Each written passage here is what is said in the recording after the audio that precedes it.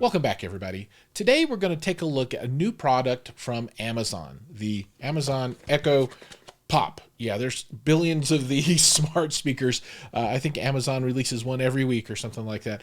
There are a ton of them, but I actually love them a lot. I've been in the Amazon ecosystem for a number of years now, going way back to the very beginning. And it's always interesting when new one comes out because, the question is, do you want to buy the new one? Is this a time for you to jump in? How does it compare to older ones?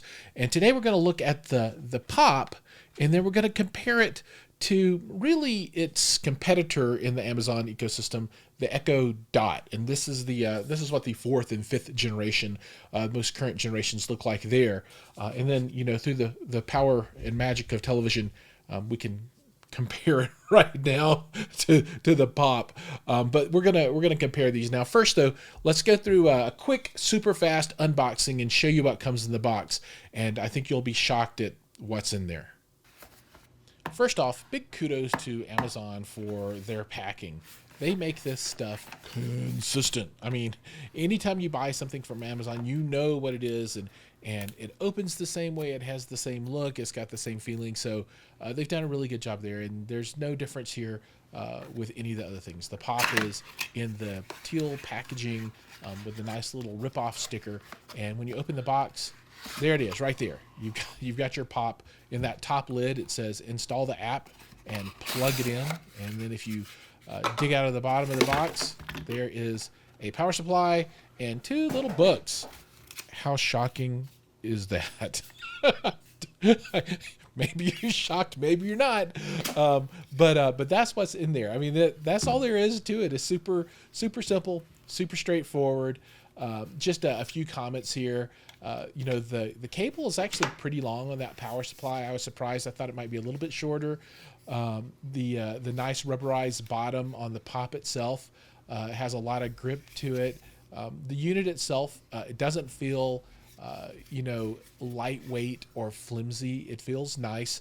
The buttons are tactile enough that you can close your eyes and feel them and kind of know what they're going to do once you understand how the unit operates. So overall, nice and impressed by the packaging and the unboxing. Okay, were you shocked? there was a Pop in there, right? Okay, well let's talk a little bit about old going to new. So if you go way back in the Dot ecosystem, I think this is a second generation Echo Dot. It's very small. The power connector on the back is a lot different than what they have now, but you'll see there's also an audio output. Fast forward a number of years, and you get to this form factor. And it also has the audio output on the back, but it went to a barrel style connector. The Pop, though, this is not part of the Dot line. This is a completely new line. One thing you'll notice is that there is no audio connector on the back. So this is not going to work with anything except itself, right? So you can't pump this through a stereo system, something like that. So, my wife likes to use the Amazon devices, but she wants to sound a little bit better. So we sometimes pipe that out. It's not the best solution, but if you've got something old like this, why not? Give it a shot, and it's okay. This cannot do that. Let's talk performance. Let's talk a little bit about performance, and really the only performance that you have between these two is the sound. The speaker in this unit is a little bit larger. It's 1.95 inches versus 1.73 in this guy, but I do think that the Dot sounds a little bit better than the Pop, although I think in most circumstances it doesn't really make a difference. So I'm going to go ahead and call that a tie. Form factor. So, that's the physical look and feel of these units. This one you can turn into a Star Wars TIE Fighter or the top of R2-D2 with a little add-on. This one you can mount, I think, pretty easily on the wall. They have different accessories for that, and it's smaller and it'll fit in smaller spaces. I'm going to go with the Dot on this one, though, just because, this deserves to be a TIE Fighter, and I think that's pretty cool. Benjamins. Cost. This is $39.99.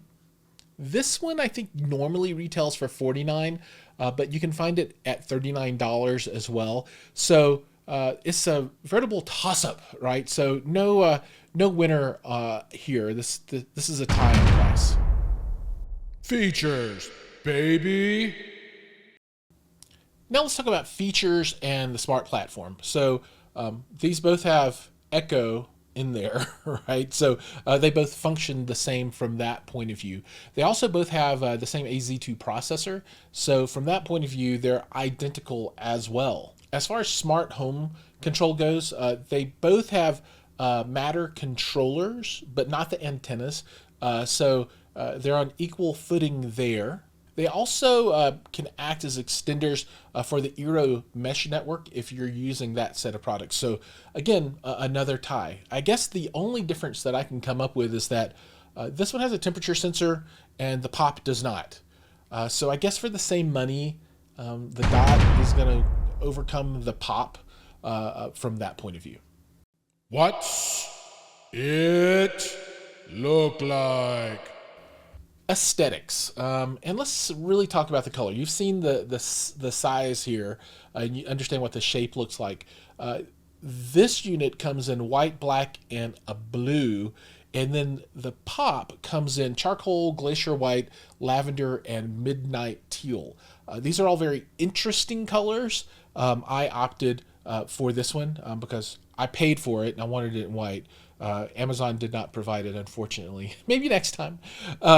But I think it's going to be a Pop choice for me for the colors, just because there's a little more selection there.